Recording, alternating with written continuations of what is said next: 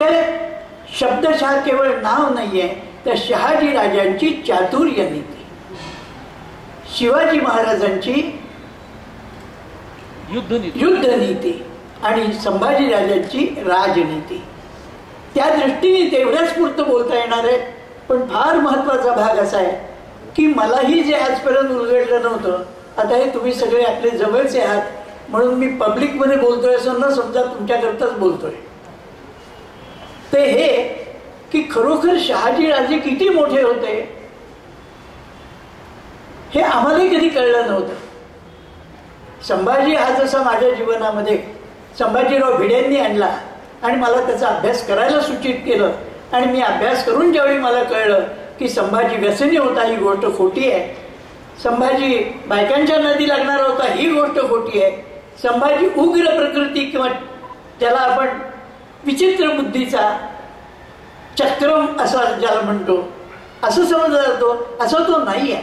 तो अत्यंत बुद्धिमान आहे, तो केवढा विद्वान आहे आता मी सगळं सांगत नाही तर तो माझ्या नातवाचा विषय आहे. पण जेव्हा मी अभ्यास केला तेव्हा या गोष्टी माझ्या लक्षात आल्या आणि मग मनात आलं की हे मला सांगितलंच पाहिजे. म्हणून वढू या ठिकाणी जिथे शंभू राजांची हत्या झाली त्या ठिकाणी त्यांच्या समाधीवर डोकं ठेवून मी प्रतिज्ञा केली की तुमचं खरं चरित्र शोधून काढीन, ते मी लिहून काढीन, त्याच्या 1,00,000 प्रती काढीन आणि त्याच्यावर 1,000वर व्याख्यान होती. आणि मी आपल्याला सांगतो की मला आनंद वाटतो आपल्याला सांगताना की माझ्या शंभू राजे पुस्तकाच्या 1,00,000 प्रती झाल्या.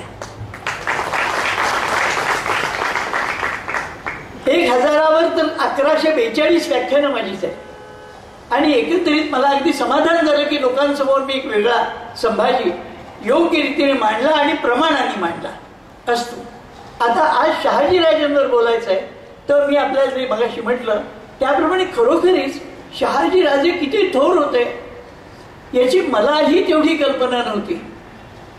पण शहाजी राजांच्या चातुर्य नीतीच्या मागे सच्चिदानंद शेवड्यांची एक चातुर्य नीती होती.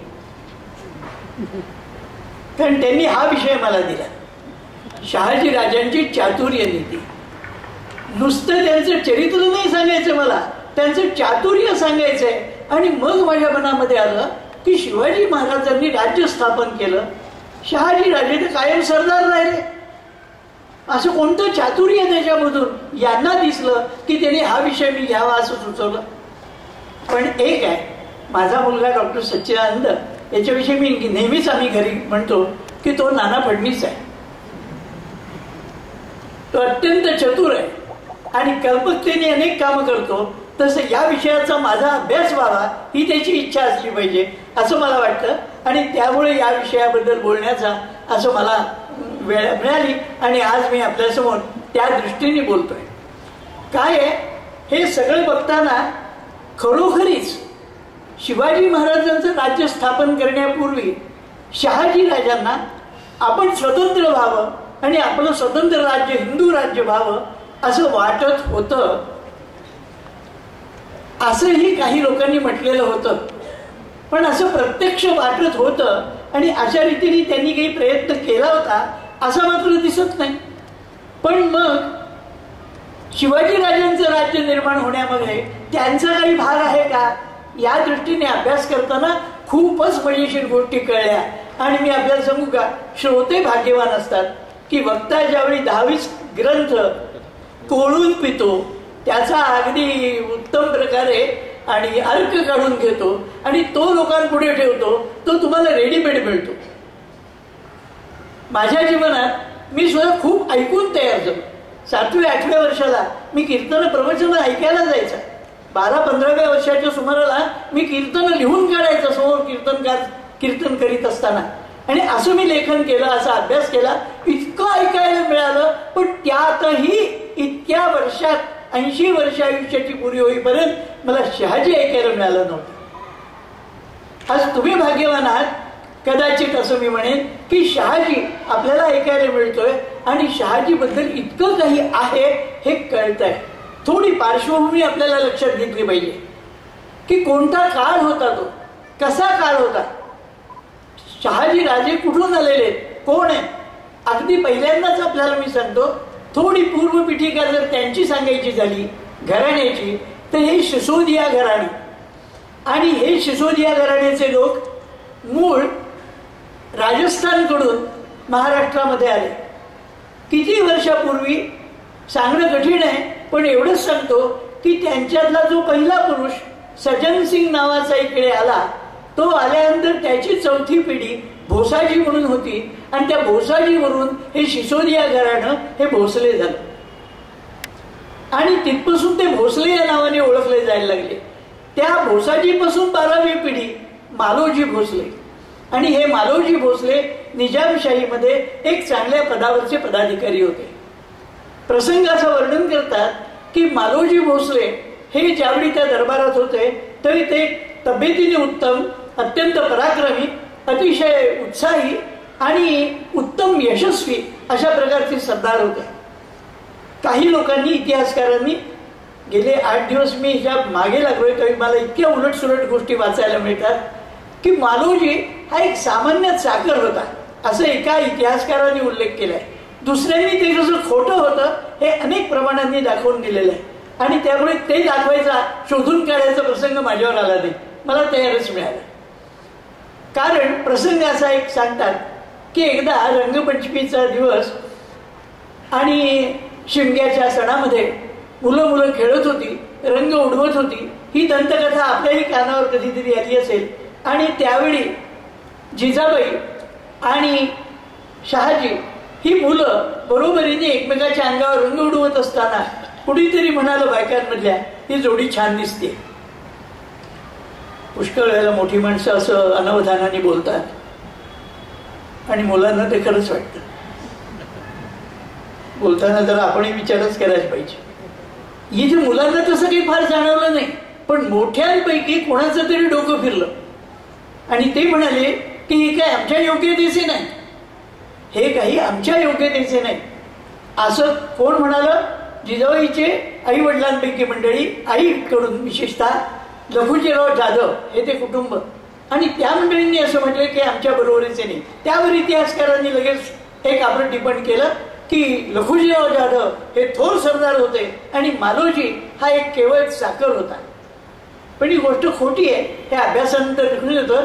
त्यांच्या इतका सिनियर म्हणा किंवा मोठ्या पदावरचा इतका नसेल, थोडासा कनिष्ठ असेल, पण तरी सुद्धा मालोजी हाही एक मातबर सरदार होता. असं काही कोणीतरी सामान्य चाकर वगैरे अशा प्रकारचा नव्हता. मुद्दा असा आहे की त्या दोघांबद्दल हे सगळं बोललं गेल्यानंतर त्यावेळी त्यांचं वय किती असेल, त्यांच्या मनात त्याबद्दल काही यावं असं नव्हतंच मुळी. कारण त्या काळात वयाचं, लग्नाचं वय किंवा लग्नाबद्दलच्या बोलणी केव्हाही व्हायची किती लहानपणात. त्यावेळेला असं म्हणतात की शहाजी हा 7 वर्षाचा होता आणि जिजाऊ हे 1 वर्षांनी लहान होते. इतक्या लहान वयाच्या सुमाराला या प्रकारच्या गोष्टी झाल्या. परंतु हे सगळं बरोबर नाही असं बोलून थोडं 2 घराण्यात रुसवाफुगवी झाली. पण कालांतराने आदिलशहाच्या, निजामशहाच्या मनामध्ये या संबंधीचा विचार आला की हे सगळं ठीक आहे. आणि त्यामुळे त्यांनी त्याच्यामध्ये लक्ष घालून पूर्वी राजघराण्यातल्या लोकांशी जवळीक असलेले जे मोठमोठे सरदार लोक असायचे त्यांचे कौटुंबिक संबंध सुद्धा एकमेकांच्या बरोबर असायचे.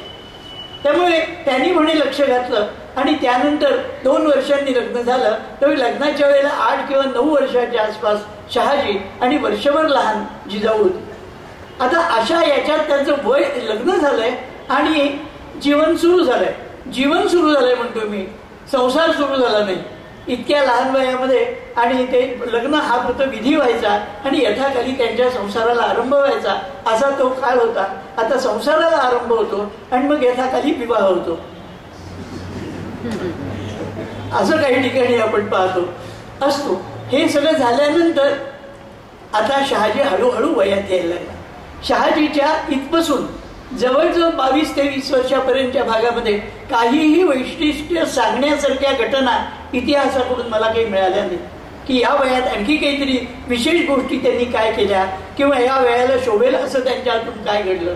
पण एक गोष्ट त्याच्याबद्दलची फक्त एवढी, हा तब्येतीने तगडा होता माणूस, भरपूर उंच निंच होता, अंगाने दांडगा होता, ताकदवान होता, बुद्धिमानही होता.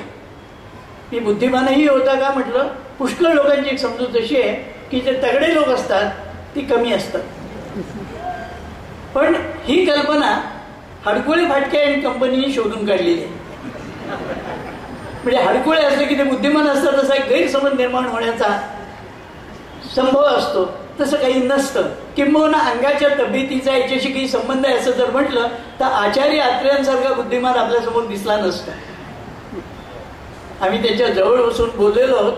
केवढे ते तब्येतीने दांडगे होते, त्यांचा बोलण्यातला आवाजही कसा दांडगा होता आणि त्यांची बुद्धिमत्ताही किती दांडगी होती, या गोष्टी आम्ही पाहिलेल्या. तेव्हा शहाजी असा तब्येतीने वगैरे उत्तम होता. त्यांना मिळालेली पत्नी ही जिजाबाई ही अत्यंत प्रेमळ, अत्यंत बुद्धिमान, अतिशय शहाणी बायको होती. किंबहुना शहाणी स्त्री मिळणं हे संसारातली फार महत्वाची गोष्ट असते आणि त्यासाठी हिंदुस्थानातली भारतीय किंबहुना हिंदू स्त्रीच असावी लागते. खरंच माझं मत असं आहे की अजूनही पुष्कळ हिंदू स्त्रिया शहाण्या आहेत. आता या अजूनही पुष्कळ हिंदू स्त्रिया या शब्दातून बराचसा तुम्ही कॉन्ट्रडिक्टरी काय आहे त्याचा शोध करू शकाल. पण तूर तर एवढंच सांगतो, अहो आजपर्यंत मी आपल्याला सांगतो, माझ्या आईने माझ्या वडिलांना कधी आय लव्ह यू म्हटलं असेल असं मला वाटत. पण त्यांनी जे प्रेम केलेले एकमेकांवर, ज्यांचा कधी स्पर्श तो एकमेकांचा झालेला आम्ही बघितला नाही, परंतु त्यांनी जे एकमेकावर प्रेम केले आणि एकमेकाची काळजी घेतली याला फार महत्व आहे. जिजाऊ शहाजीच्या शब्दात पूर्णपणे होते. त्यांचं आचरण, त्यांचं वागणं, त्यांचा स्वभाव, त्यांची विचारशक्ती या सगळ्या गोष्टीकडे तिचं लक्ष होतं. आणि त्याही पेक्षा एक अत्यंत महत्वाची गोष्ट ती लक्षात घ्या. ती घटना थोडी पुढची आहे, परंतु तिनं जे बघितलं होतं त्यांनी तिचं डोकं एका विशिष्ट कारणाने खूपच चटकलं होतं असं म्हटलं तर हरकत नाही.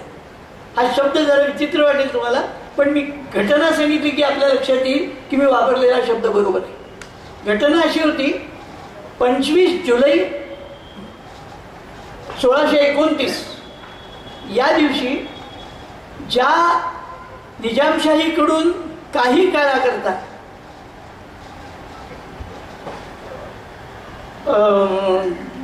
लखुजी जाधव हे निघून आदिलशाहीकडे गेले होते, तिथून परत तेही आले होते. त्यांच्यानंतर शहाजी पण तिथे परत आले होते. हा त्यांचा मधल्या काळात एक भाग झाला होता.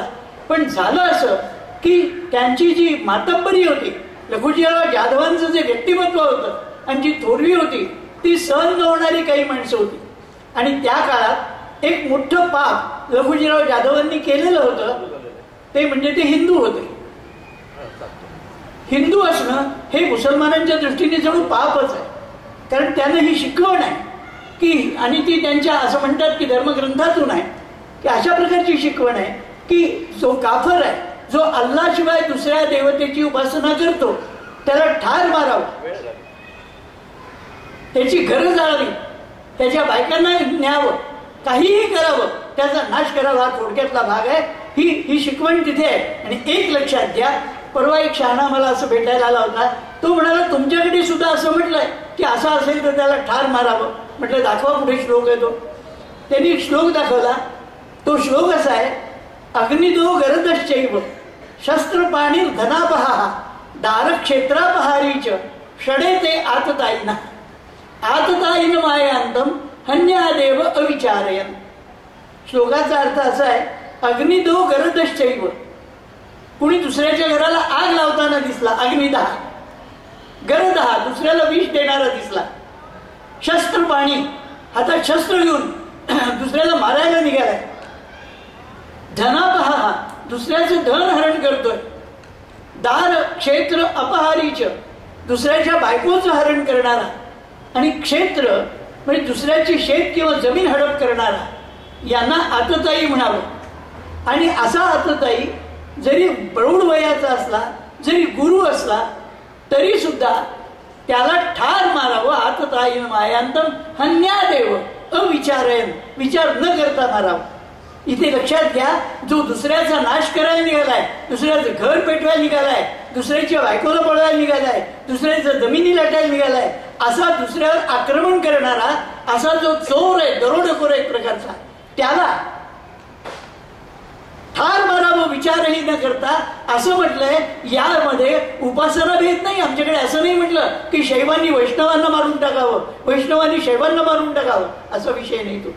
हे मी का आपल्याला सांगतोय, ही पार्श्वभूमी या घटनेला आहे. या चरित्रात शहाजीराजे अशा एका उंबऱ्यावर आहेत की ज्यांच्या मागचा इतिहास वेगळा आहे आणि ज्यांच्या पुढच्या पिढ्यांचा इतिहास वेगळा आहे. आणि हे होण्याची कालखंडाच्या बरोबर बद्यावर उभा राहण्याचा त्यांचा योग आहे. या पूर्वीचा आपल्या देशाच्या इतिहासाकडे जर तुम्ही एकदा नजर टाकली तर तुम्हाला असं पाहायला मिळेल की इतका भयानक इतिहास आहे. आता अलीकडे तर इतिहासातल्या कितीतरी गोष्टी काढून टाकण्यामध्ये चाललेलं आहे आणि ते काढून आमच्या डोळ्यासमोर आमच्यावर झालेले अत्याचार, आमच्यावर झालेले जुलूम, या सगळ्या गोष्टी लपवायचा प्रयत्न चाललेला आहे. आणि आम्हाला जणू काही आपण सगळं असं कधी पूर्वी झालेलं नाही आणि हा इतिहास जे सांगतात ते खोटं सांगतात इथपर्यंतही सांगण्याची मजल आताच्या नवीन स्वयंघोषित श्रीमंत इतिहासकारांकडून चालू आहे. अशा परिस्थितीत मला आपल्याला सांगायचंय, जर सत इतिहास म्हणून बघायचा असेल तर आपल्याला अगदी थोडक्यातची पार्श्वभूमी सांगतो. इसवी सन 622 मध्ये महम्मद पैगंबरांनी इस्लामची स्थापना केली. इसवी सन 632 मध्ये महम्मद पैगंबराला मरण आलं. त्यानंतर त्यांचा एक खलिफा यानं हिंदुस्थानवर पहिलं आक्रमण केलं. ते त्यानंतर 4 वर्षात. ही जी पहिली ही गोष्ट आम्ही इतिहासात पूर्वी वाचली नव्हती पण अलीकडेच वाचनात आली आणि ती मला जास्त बरी वाटली की आम्हाला कधी माहीतच नव्हतं की लोक घरात शिरतात, म्हाताऱ्यांनाही मारतात, बायकांनाही मारतात, लोकांवर अत्याचार करतात, अशी काही माणसं असू शकतात. हे आम्ही कधी ऐकलं नव्हतं. आपल्या देशात लढाई म्हटलं की धर्मक्षेत्र कुरुक्षेत्रे, त्या कुरुक्षेत्रावर चला आणि मग लढाई करूया असं म्हटलं जात होतं. पण हा जो प्रकार झाला होता त्यावेळेला इसवी सन 636 मध्ये पहिलं आक्रमण अरबस्तानकडून झालं. आणि तुम्हाला आश्चर्य वाटेल आणि तुम्हाला कदाचित नवीनही वाटेल, मलाही तसंच वाटलं की 636 मध्ये जे आक्रमण झालं ते ठाण्यावर झालं. ती जी काही मंडळी आली ती गलबतातून आली आणि खाडीतून ठाण्याजवळ आली. ठाणे नगर छोटंसं असेल त्यावेळेला आणि त्यांनी तिथे आक्रमण केलं आणि हे लोक हातात तलवारी घेऊन लोकांना झडाझड कापतायत, घरदारं लुटतायत. हा काय प्रकार आहे हे पाहिल्यानंतर म्हणजे त्यावेळची जी स्थानिक तिथली मंडळी होती त्यांनी हे पाहिल्याबरोबर त्यांनी ते सहन नाही केलं. त्यांनी आपल्या घरातून समशिरी काढल्या आणि जो हल्ला चढवला असं लिहिलेलं आहे माझ्या माहितीतल्या परचक्रा चे आक्रमण यावर भारतावरील प्राचीन परचक्र या संबंधाने लिहिताना त्यांनी लिहिलंय की आलेली जी टोळी होती त्या एक जात सगळ्यांना ठाण्यातल्या लोकांनी कापून काढलं. ठाणे ह्या गावाचं नाव वेगळ्या कारणाने पूर्वी प्रसिद्ध होतं. मला आता माहित असेल की नाही कोण ठाण्याचा एक प्रसिद्ध दवाखाना होता म्हणून त्याला ठाण्याला ठेवलाय असं लोक म्हणायचे. म्हणजे वेड्याचा दवाखाना अजूनही तिथे आहे की नाही मला माहित नाही, मला काही जायची वेळ आली नाही, परंतु त्याबद्दल ठाणं प्रसिद्ध होतं. पण हे या गेल्या 100 वर्षाची गोष्ट. पण त्याच्या मागे ही जी गोष्ट तुम्हाला मी सांगतोय ही किती 1300-1400 वर्षापूर्वीच्या काळात तुम्ही पहा त्यावेळी काय झालं ते. आणि अशा वेळेला तिथल्या लोकांनी एकही माणूस त्यातला परत जाऊ दिला नाही. त्यानंतर तशी जवळजवळ 200 वर्ष गेली आणि पुन्हा पहिल्यांदा आक्रमण झालं. हा धावता आढावा तुम्हाला सांगतोय की 711 मध्ये महम्मद बिन कासिमची स्वारी झाली. या स्वारीमध्ये त्यांनी प्रचंड लूट केली आणि प्रचंड हत्या केली. किंबहुना 1 लाख स्त्रियांना गुलाम बनवून तिकडे नेण्यात आलं. अशा सगळ्या गोष्टी ह्या जर इतिहास वाचायला लागलो तर आपल्याला अत्यंत संतापजनक अशा अनेक गोष्टी पाहायला मिळतात. आणि हे सगळं चालू असताना महम्मद बिन कासिम पुढे आला. मग पुन्हा त्यांनी सिद्धवरच्या स्वारीमध्ये राजा दाहिर याच्यावर हल्ला केला. युद्धामध्ये राजा दाहिर मारला गेला. त्याच्या 2 मुली सूर्यादेवी आणि परिमला देवी या दोघींना त्यांनी खलिफाकडे भेट म्हणून पाठवलं आणि त्या तिकडे नेण्यात आल्या. इकडे आणखी लूट चालूच होती. अनेक मंदिरं तोडली गेली. मंदिराजवळ प्रचंड संपत्ती होती. अजूनही काही मंदिरांमध्ये बरीच संपत्ती आहे असं आपण ऐकतो. आणि म्हणून आत्ताचे महम्मद बिन कासिम तिथे जाऊन बसतायत नाही का. आत्ता सुद्धा जी देवस्थानं भरपूर संपत्ती असलेली आहेत अशा ठिकाणी त्यांचं सरकारीकरण झालेलं आहे आणि तिथल्या लाखो रुपये कोट्यवधी रुपयाचे हिशोब नाही अशी परिस्थिती झाली आहे. याबद्दल देवस्थानांना दोष देण्यापेक्षा त्याच्यावर जी मंडळी नेमलेली असतात त्यांचा विचार करायला पाहिजे, एवढंच आपल्याला सांगतो. याही बद्दल माझा एकदा टीव्हीवरच्या चर्चासत्रात संवाद झालेला होता, त्यामुळे त्याचा मला चांगलाच अभ्यास करावा लागला. मुद्दा हा आहे की अशा सगळ्या परिस्थितीमध्ये देवस्थान तर लुटलं गेलं, प्रचंड पैसा त्याला मिळाला, राजा मारला गेला, राजाच्या 2 मुलींना नेलं गेलं. असं इतिहासकार म्हणतात की त्या खरोखर राजाच्या 2 मुली नव्हत्या, पण ज्या 2 मुली होत्या पळवून नेलेल्या त्या राजाच्या मुली समजूनच त्यांना नेण्यात आलं आणि तिकडे खलिफाला दिल्या गेल्या. त्या मुलींनी काय केलं हा इतिहास, म्हणून मला एवढासा भाग सांगावा असं वाटतोय की त्या मुलींनी तिथे खलिफाच्या ताब्यात त्यांना दिल्यानंतर म्हणजे त्याच्या उपभोगासाठी, त्यावेळी या मुलींनी रागाने त्यांना विचारलं की आपल्याकडे आमच्यासारख्या कुमारिका मुली ज्या वेळेला हातात येतात त्यावेळी त्यांचा उपभोग घेऊन तुमची माणसं तुमच्याकडे पाठवतात का? अशी तुमची पद्धत आहे का? खलिफा संतापला आणि म्हणाला म्हणजे काय? तेव्हा त्यांनी सांगितलं की मोहम्मद बिन कासिमनी आमचा उपयोग केलेला आहे, आमच्याशी गैरवर्तन केलेलं आहे आणि मग तुमच्याकडे पाठवलंय. तो इतका खलिफा संतापला की त्यामुळे संतापाने त्यांनी मोहम्मद बिन कासिमला म्हणे अशी शिक्षा दिली की बैलाला मारून त्याच्या ओल्या चांबड्यामध्ये याचे हात पाय बांधून देऊन याला आतमध्ये शिवून इकडे पाठवा.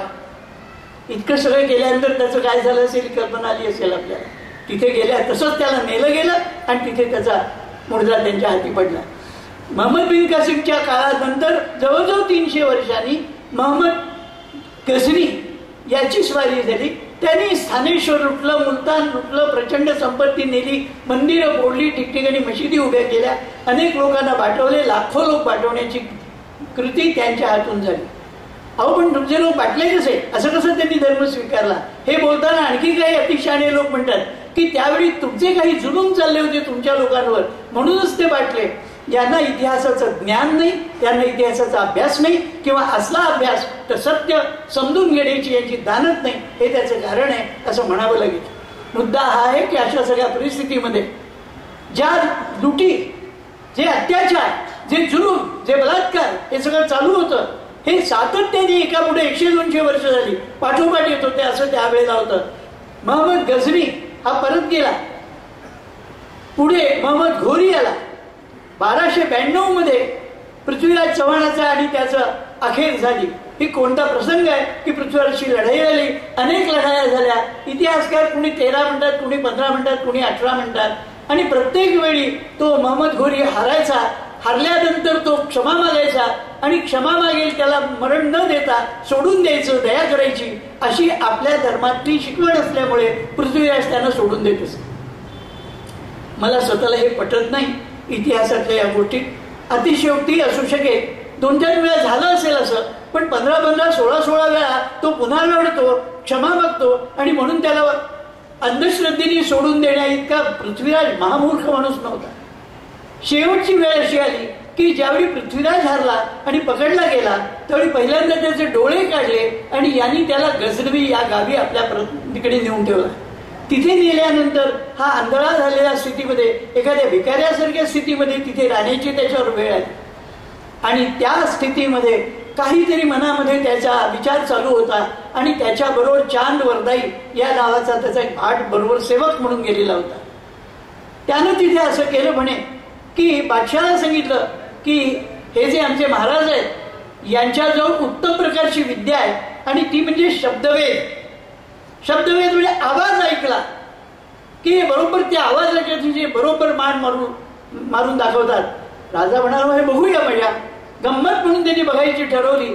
असं म्हणतात की ठिकठिकाणी तवे लावले होते, ठाण ठाण आवाज येत होते, आवाज येईल तिकडे पाठोपाठ यांचा बाण जात होता आणि असे 5-6 प्रकार बघितले. तेव्हा म्हणे बादशाह असं कौतुकाने अरे वा वा क्या बात आहे असं काहीतरी म्हणाला आणि तो आवाज ऐकला आणि पृथ्वीराजने जो बाण मारला तो मोहम्मद घोरी जागच्या जागी मारला गेला. चांद वरदाई याच्या नावावर एक जे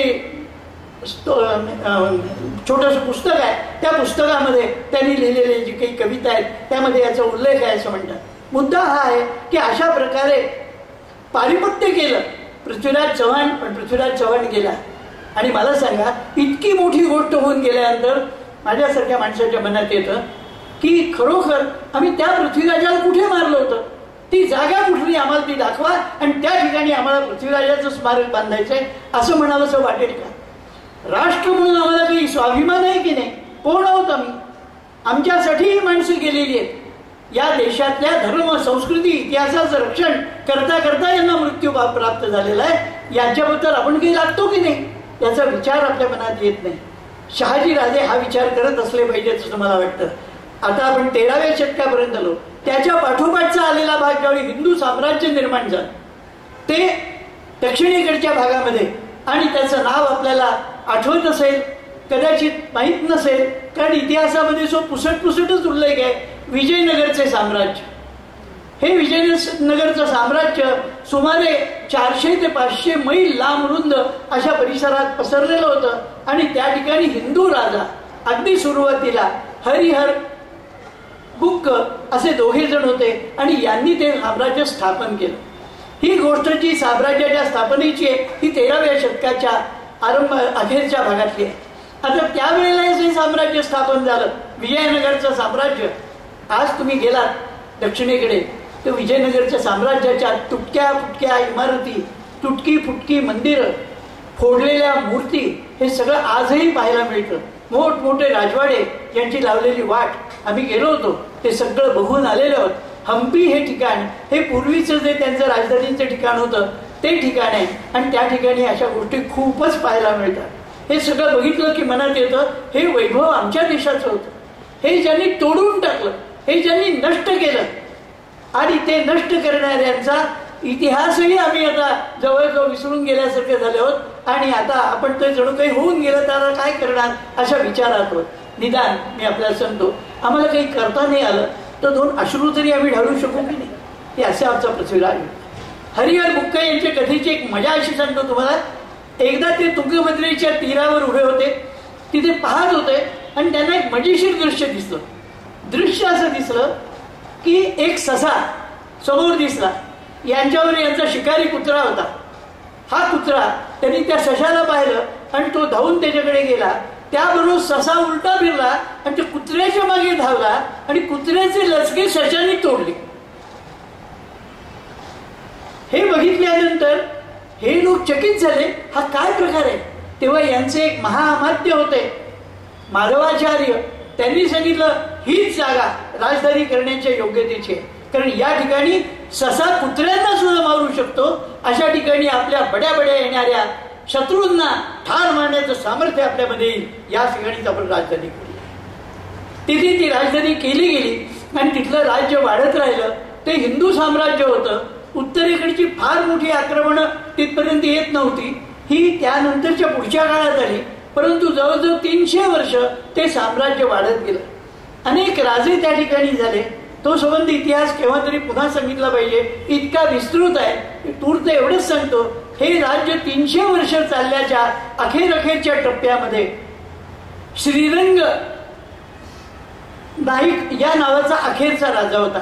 आणि हा जो श्रीरंग नायक होता, हा अखेरचा राजा, त्या राज्यातला काही भाग कमी झाला होता, संपत्ती कमी झालेली होती, बरीचशी लूट झालेली होती. कृष्णदेवरायासारखा फार मोठा सम्राट त्याच्यापूर्वी येऊन गेला होता आणि त्याने एकंदर जे प्रचंड पराक्रम आणि ज्ञानाची योजना केली होती. त्याने अनेक ग्रंथालये तयार केली होती, अनेक ग्रंथ लिखित करून घेतलेले होते, अनेक विद्वानांना आपल्या जवळ बाळगलं होतं. अशा परंपरेतले कृष्णदेवराय आणि तितकाच तो पराक्रमी होता. त्याने आपला प्रदेश खूप वाढवलेला होता. त्या कृष्णदेवरायाच्या परंपरेमधून मी आपल्याला म्हटलं, हा श्रीरंग नायक हा त्यातला अखेरचा पुरुष. आणि या श्रीरंग नायकच्या बाबतीमध्ये काय घडलंय की तो अखेरचा खरा, पण अजूनही ते हिंदू साम्राज्य आहे.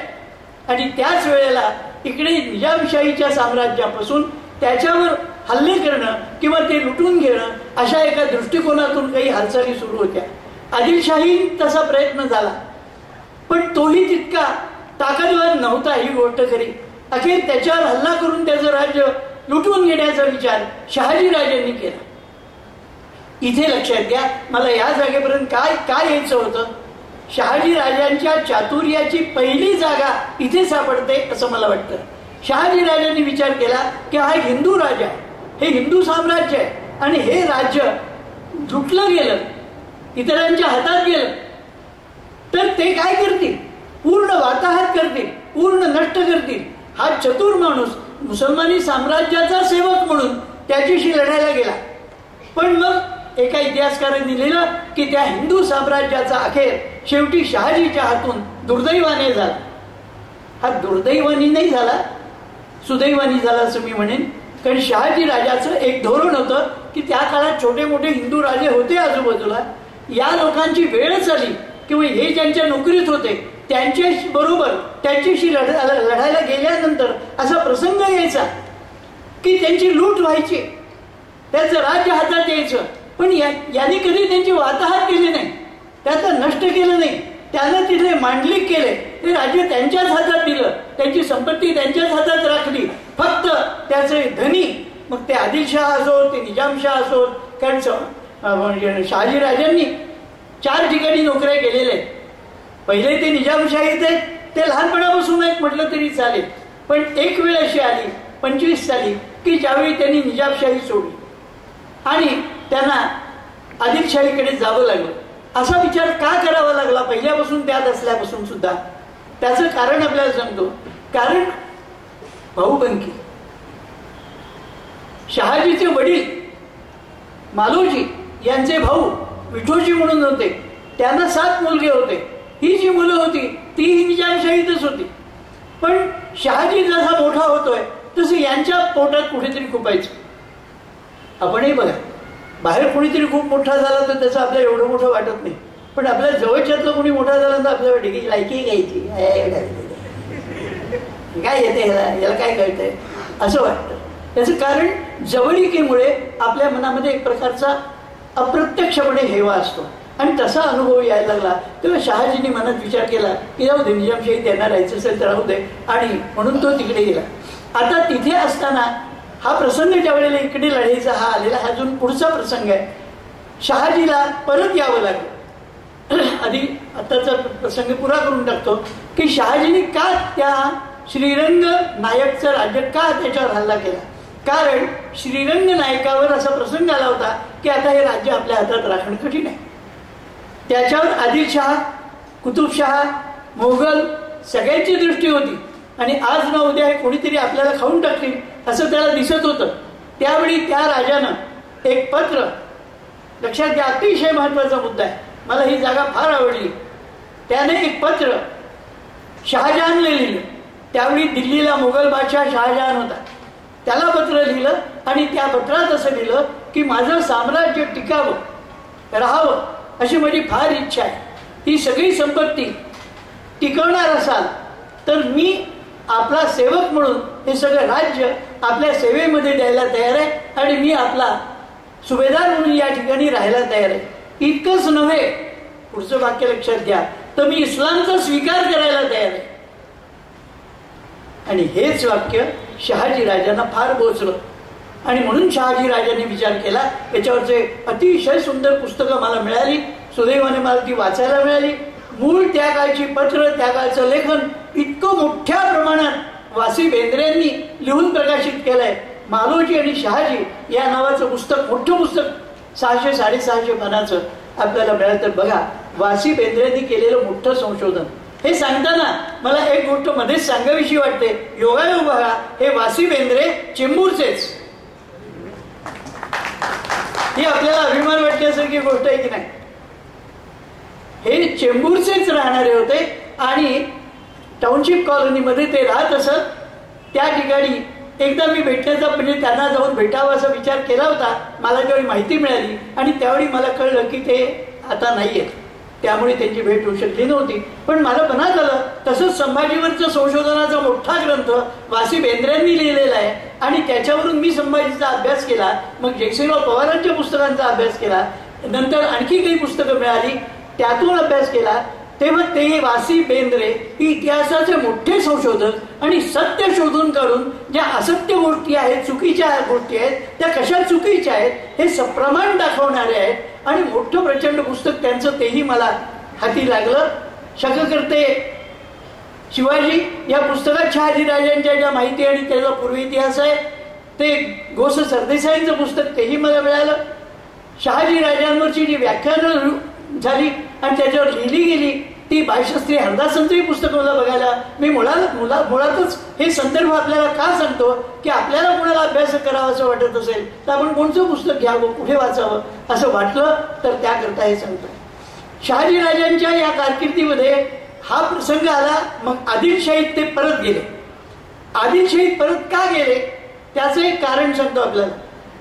आता आपल्याला बोललो मी की हे भाऊबंदकी होती आणि यांचे चुलत भाऊच यांचा द्वेष करीत होते. त्यामुळे शहाजीराजांनी विचार केला की आपण आदिलशाहीकडे जावं. निजामशाही सोडून देऊन ते आदिलशाहीत गेले. ते आदिलशाहीमध्ये गेल्यानंतर त्या ठिकाणी त्याच्या आधी लखुजी जाधव सुद्धा आदिलशाहीत गेलेले होते. पण त्यानंतर त्यांना परत बोलवून घेण्यात आलं. ते परत निजामशाहीत आले आणि निजामशाहीत आल्यानंतर निजामशाहीमध्ये आलेल्या इतकी वर्ष त्यांच्या नोकरी केलेले लखुजीराव जाधव यांचा मगाशी मी उल्लेख केला त्याप्रमाणे 25 जुलै 1629 या दिवशी त्यांची हत्या करण्यात आली. आणि ही हत्या झाली कोणाकडून?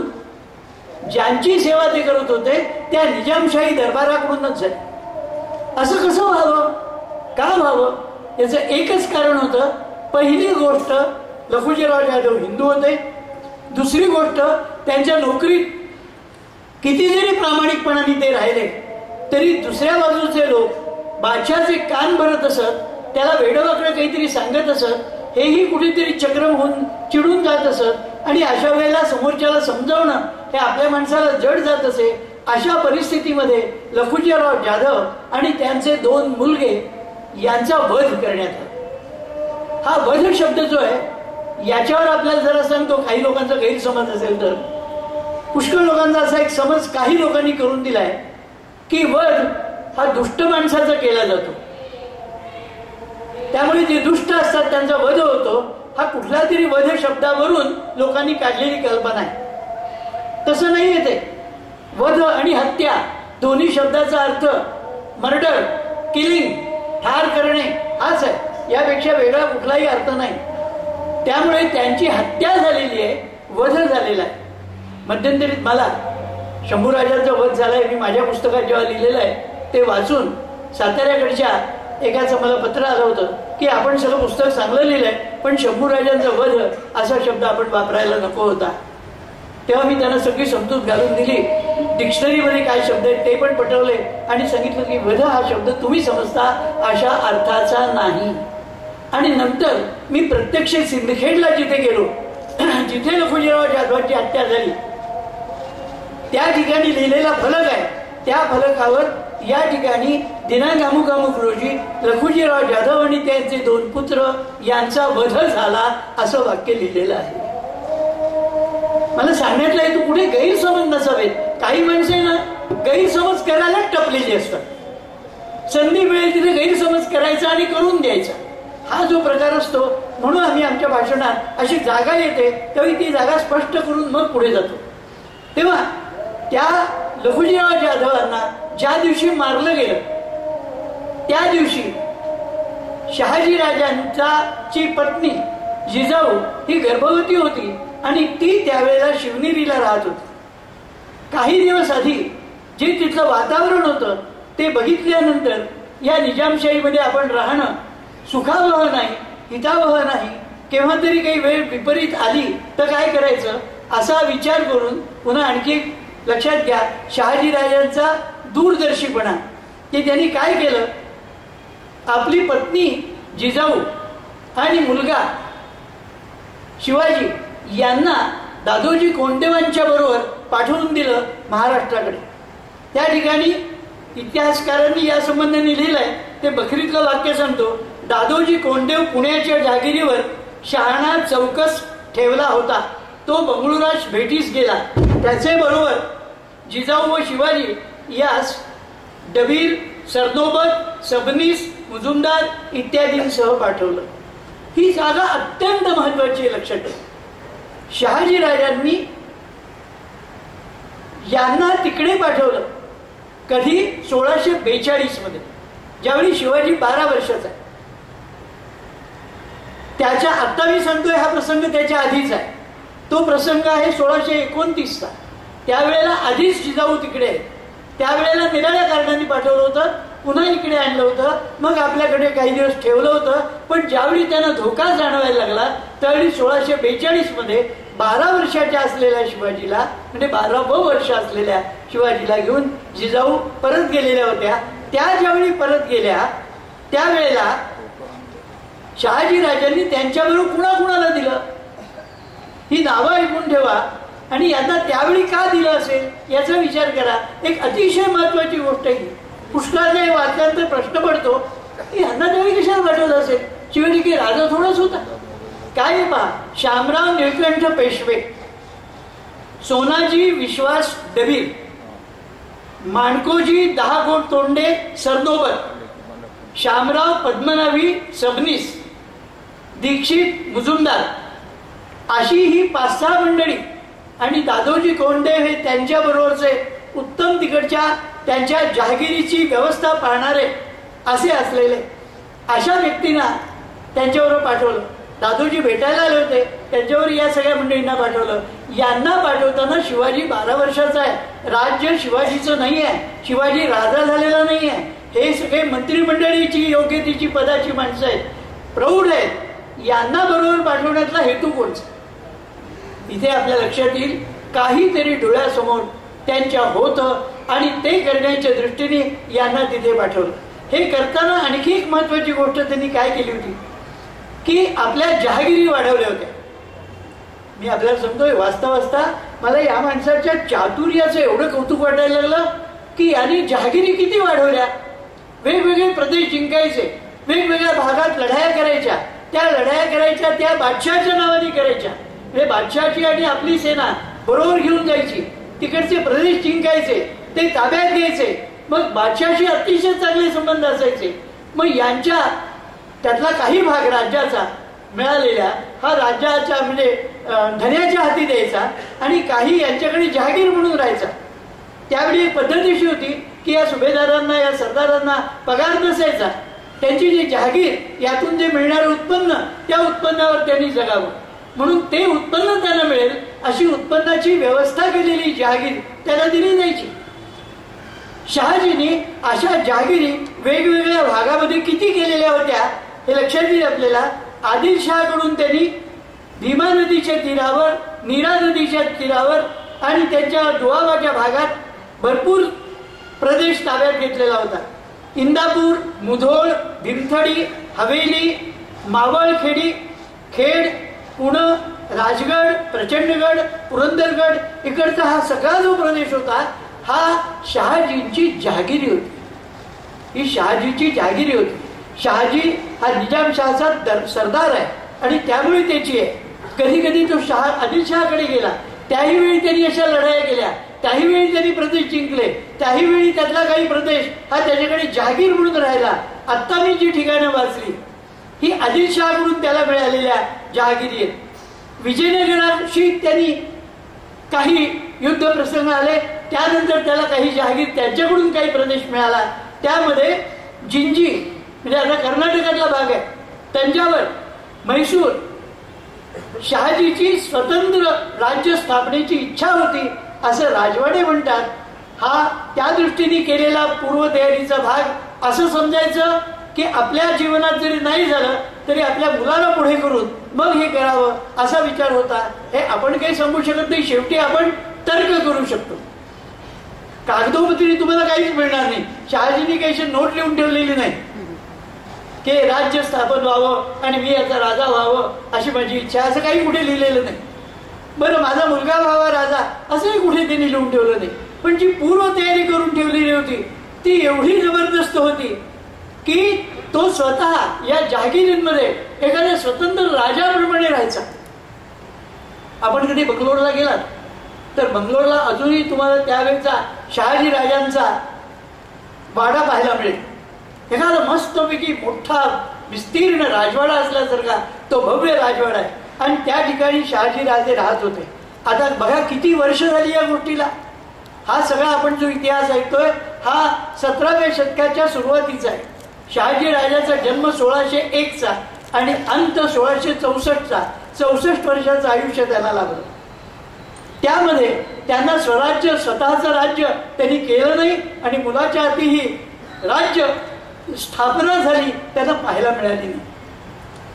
त्यांच्या मृत्यूनंतर शिवाजीराजांनी राज्य स्थापना 10 वर्षांनी केली. परंतु ही जी पूर्व तयारी केली होती ती त्यांनी इतकी योजनाबद्ध रीतीने केली होती की ते स्वतःही तसाच अनुभव घेत होते. शहाजी राजांची दिनचर्या आपल्याला काय काय सांगू, मला खरोखर स्वतःला ब्रेक लावावा लागतो अनेक वेळेला की शहाजी राजांचा दिवस कसा जात होता. ते सकाळी लवकर उठत असत, पण ते उठत कशाने होते त्याच्यावर वर्णन केलंय की त्यावेळेला उत्तमपैकी श्लोक मंत्र असे म्हटले जात असत आणि ती काही स्तोत्र म्हणता म्हणता त्यांना जाग येत असे.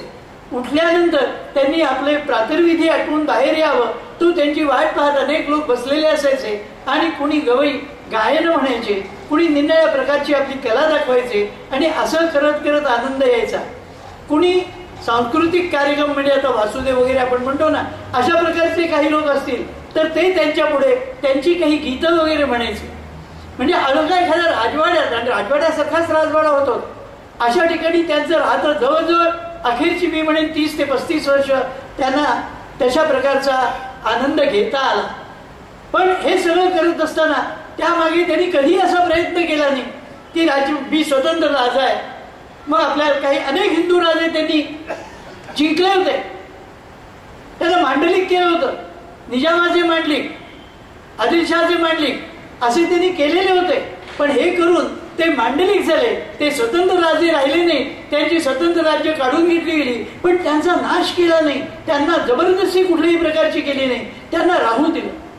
आणि अशा प्रकाराने त्यांना त्यांच्या इत्मामाने राहू देण्यावर त्यांचा अतिशय भर होता. हा त्यांच्या चातुर्याचा एक अतिशय महत्वाचा भाग आहे. आणि त्यामुळे अनेक लोकांसमोर शहाजी राजांच्या संबंधीचा एक विलक्षण आदर होता आणि अनेक राजांची त्यांनी एक प्रकारे पाहिलं तर संघटना निर्माण केली होती. मग त्यांनी असं का केलं नाही की आपण बादशाह व्हावं आणि या सगळ्या संघटनांना एकत्रित करावं? का केलं नसेल? कारण ते आपल्या शत्रू पक्षाला बरोबर ओळखून होते. लक्षात घ्या, आपण आज जोपर्यंत एक नाही तोपर्यंत हे लक्ष देणार नाही. पण आपण एक होतोय असं जर वाटायला लागलं तर हे काय करतील त्याचं नेम नाही. मला वाटतं सध्या सुद्धा तुम्ही तसंच नाही की काही पाहता. हिंदू बरेच संघटित वगैरे होत आहेत की काय? हिंदूच्या मनात हिंदुत्व वगैरे जागा होत आहे की काय? आताच आलेलं सरकारच्यामुळे यांना जरा जास्ती मस्ती आली आहे की काय? असा एक प्रचार चाललेला दिसतो. ते जरी ते नसले तरी हे त्यांच्यापेक्षा वेगळे नाही, एवढंच मी आपल्याला सांगतो. कारण हिंदुत्वाचा तिरस्कार असलेला एक समुदाय या देशामध्ये आहे, जो स्वतःला कधी धर्माचा वेदांचं बाइंडिंग जर ज्यांनी पाहिलं नसेल, ज्यांनी शास्त्र स्मृती ग्रंथ काय आहे ते कधी वाचले नसतील, ज्यांना त्याबद्दल काही माहीत नाही, ते इतक्या अधिकारवाणीने त्याबद्दल बोलतात आणि आपलंच खरं अशा थाटामध्ये बोलतात, लिहितात. आणि त्यांच्या टोळ्या असलेली मीडिया आहे की ते त्यांचं ते सगळं छापतात, त्यांचं कौतुक करतात आणि नंतर त्यांचेच काही लोक यांचं गुणगान करण्याचं काम, वा हे फार छान रीतीने लिहिलंय वगैरे वगैरे हे चाललेलं असतं. हे आपण पाहतो. अर्थात मी मुद्दाम दिग्दर्शन केलं या गोष्टीचं की हे आज आम्हाला पाहायला मिळतंय. त्यावेळी असा मीडिया नव्हता, प्रिंट मीडिया नव्हता, सोशल मीडिया नव्हता किंवा असं काही साधन नव्हतं, तरी सुद्धा समोरचे लोक जे होते ते एक होते, संघटित होते, हे तुम्ही लक्षात ठेवा. आणि तसं पाहिलं तर मुसलमान हा समाज अत्यंत संघटित असतो आणि इस्लाम संबंधीची त्यांची श्रद्धा इतकी पक्की असते की इस्लाम खतरे में असं म्हटलं तर कोणत्याही परिस्थितीत 150 लोक एकत्र यायला वेळ लागत नाही. आणि म्हणूनच असं एक माणूस जाहीरपणे म्हणू शकतो की पोलीस काढून टाका, 15 मिनिटात तुमचे लाखो करोडो लोक आम्ही मारून टाकतो. आणि भाषण करण्याबद्दल सुद्धा त्याच्यावर कुठलाही आणि आक्षेप घेतला जात नाही. मला आश्चर्य वाटतं. मुद्दा हा आहे की शहाजीराजे इतके चतुर होते, इतके शहाणे होते की आपण जरी एकत्रित झालो तरी सुद्धा आपलं एक राज्य होईल अशी शक्यता नाही. कारण आमच्यामध्ये मुळामध्ये काय आहे, एकत्र होणं ही प्रवृत्तीच नाही आहे. ही का नाही आहे मला माहिती आहे, आमच्यातला दोष आहे.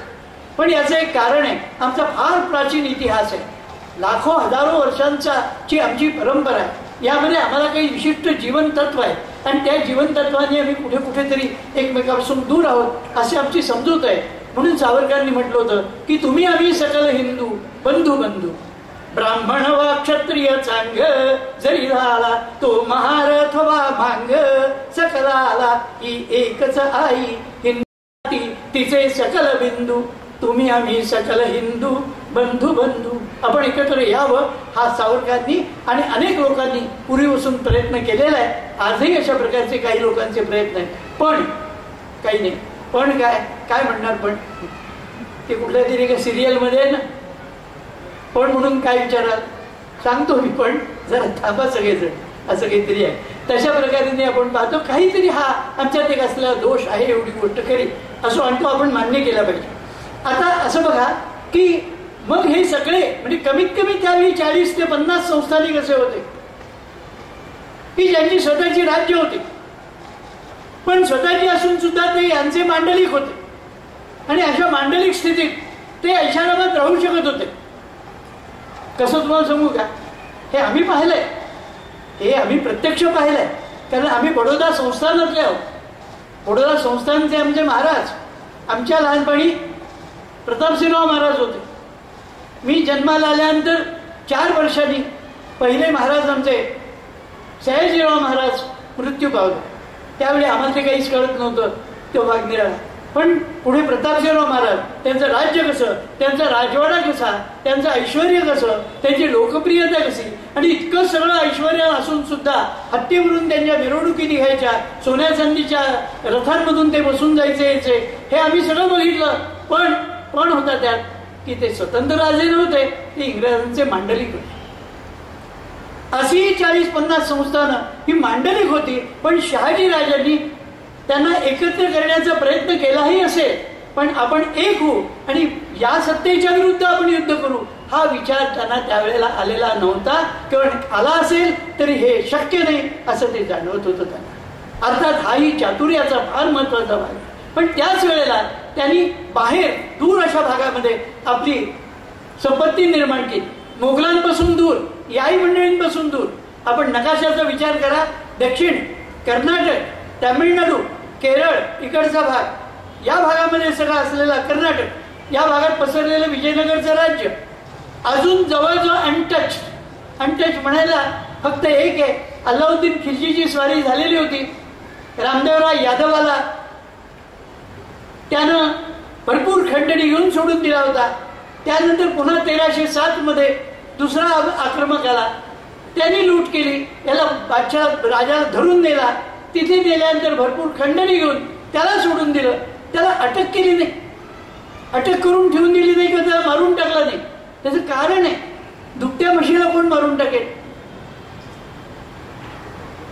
त्याच्याकडून कायम मिळणार आहे, प्राप्ती आहे. आणि म्हणून ज्यांच्याकडून भरपूर प्राप्ती होणार आहे असे मोठे लोक जरी अटकेत गेले ना तरी ते खरोखरच अटकेत जातीलच असं नाही, असं आपण पाहतो. अशा आपल्याला अनेक वेळा राजकारणामुळे विलक्षण विषय व्हा, तिकडे खरोखर विचार न करणं आणि आम्ही पूर्णपणे धर्म आणि अध्यात्माच्या मागे आहोत हीच आमची पुण्याई आम्ही समजतो. कारण याचा विचार करताना अशाच गोष्टी सगळ्या बऱ्याचशा पाहायला मिळतात. मग शहाजी राजांनी एक गोष्ट केली, मी आता बोललो आपल्याला नकाशाचा दक्षिणेकडचा भाग. अल्लाउद्दीन खिलजी आला, तो अगदी अखेरच्या कालखंडात 13व्या शतकाच्या शेवटी 1307 मध्ये दुसरं एक आक्रमण झालं. या आक्रमणानंतर सुद्धा आक्रमणं होत राहिली, पण तरी सुद्धा हे विजयनगर राज्याचा भाग बराचसा हिंदू राज्य म्हणूनच टिकलेला होता. मोगलांना तर फार दूर होता. अशा परिस्थितीमध्ये शहाजी राजांनी तिथे आपली काही जी संपत्ती निर्माण केली, जी जहागिरी निर्माण केली, ती महाराष्ट्राच्या बाजूला निर्माण केली, पश्चिमेच्या बाजूला निर्माण केली आणि कर्नाटकाच्या एका अशा भागात की तोही तंजावर, जिंजी वगैरे सारखा भाग हा दिल्लीपासून म्हटला तर दूर होता. आणखी एक गोष्ट आपल्याला सांगतो की निजामशाही, आदिलशाही, कुतुबशाही, बिदरशाही या ज्या दक्षिणेकडच्या शाह्या होत्या या कम्पॅरेटिव्हली तुलनात्मक दृष्टीने पाहिलं तर मोगलांपेक्षा सोबर होते. मोगलांपेक्षा हे प्रवृत्तीने वेगळे होते. मोगली प्रवृत्ती ही जितकी क्रूर हे कमी क्रूर होते, थोडे अधिक शहाणे होते, एवढाच भाग त्यात पाहता येईल. आणि म्हणून शहाजी राजांनी यांना सांभाळूनच इकडे तिकडे आपली सगळी जहागिरी निर्माण केली आणि हे सगळं वाढवून त्यांनी उत्तम प्रकारचा स्वतंत्र राज्य निर्माण करून स्वतंत्र राजाप्रमाणे ते राहत होते. आणि तरी सुद्धा ते एक मांडलिक राजे असल्यासारखे किंवा सुभेदार होते अशा स्वरूपामध्ये होते. आता मगाशी मी ज्या गोष्टीचा उल्लेख केला त्याचा पुन्हा एक विचार करूया. ज्या वेळेला लखुजीराव जाधव मारले गेले त्यावेळेला जिजाबाई, मी आपल्याला बोललो, शिवनेरीला होते. आता ह्या शिवनेरीला असताना शहाजी राजांनी 1642 मध्ये त्यांना ज्यावेळी पाठवलं त्यावेळेला बराच विचार केला असला पाहिजे. 2-3 गोष्टी त्यात लक्षात येतात. एक, घरामध्ये पती पत्नींचा संसार प्रेमाने तेव्हा चालतो दोघं एका सुरात असतात. काही बाबतीमध्ये स्त्रीची मतं अधिक कडवी असतात, काही वेळा ती अतिशय तीव्र असतात, काही वेळेला ती पतीला सांभाळून घेणं जड जाणारी असतात. तिकडे या मुसलमानी नोकरीमध्ये आपला नवरा राहिलाय, त्याची नोकरी करतोय आणि त्याचीच राज्य वाढवतोय, याबद्दल जिजाऊंना अतिशय संताप होता. पण घरामध्ये आपली बायको इतकी ह्या मुसलमानी सत्तेच्या विरुद्ध आहे आणि न जाणो कधी कमी जास्ती शब्द बोलला गेला आणि कुठे बातमी त्याची पोहोचली तर काय होईल, यापेक्षा सुरक्षितपणे यांना दूर ठेवलेलं बरं, असा शहाजींनी विचार केला असला पाहिजे. आणि म्हणून जिजाऊ आणि शिवाजीराजे यांना त्यांनी 1642 मध्ये दक्षिणेकडे आणलं, आपल्या जहागिरीत ठेवलं, त्यांना लागणारी सगळी व्यवस्था केली. आता मगाच्या गोष्टीचा पुन्हा उल्लेख करतो की ते 6 लोक बरोबर पाठवले. कुणी सरनोबत आहे, कुणी पेशवे आहेत, कुणी डबीद आहेत, कुणी सबलीस आहेत, अशा पदाची माणसं, मोठी मोठी विद्वान ही तिकडे पाठवली. कारण हा शिवाजी हा कदाचित उद्याचा राजा होऊ शकेल. लहानपणापासून त्यांना त्याच्यात काहीतरी निश्चित दिसलं असलं पाहिजे. अर्थात ते दिसलं होतं हे कळण्याकरता काही कथा बखरींमध्ये आलेल्या आहेत. काही लोक म्हणतात त्या खऱ्या नाही, आपल्याही कानावर आल्या असतील. आम्ही तर लहानपणी खूप ऐकत होतो, त्या काळात हे ऐकत असू की एकदा बाल शिवाजी 10 वर्षाचा असताना असत दरबारात जात असताना त्यानं बघितलं तर एक खाटीक रस्त्यामध्ये एका गाईला मारत होता आणि तिच्या अंगावर त्याच्या हातातला सुरा त्यांनी घेतला आणि त्यालाच मारून टाकला किंवा त्याचा हात तोडून टाकला. या कथा ऐकल्या ना, आणि आमच्या लहानपणी आम्हाला जरा बरं वाटायचं, काय शिवाजी ग्रेट, खरोखर त्यांनी छान केलं. आता हे बखरकारांचं लेखन हे कित्येक वेळेला अतिशयोक्त आहे, खरोखर असं नाही असं काही लोक म्हणतात. एक प्रसंग असा आहे, तो मात्र इतिहासकारांनी मान्य केलाय की बरोबर शिवाजी राजांना दरबारात घेऊन शहाजी राजे गेले आणि त्या दरबारात नेताना त्याला आपल्याबरोबर नेतात.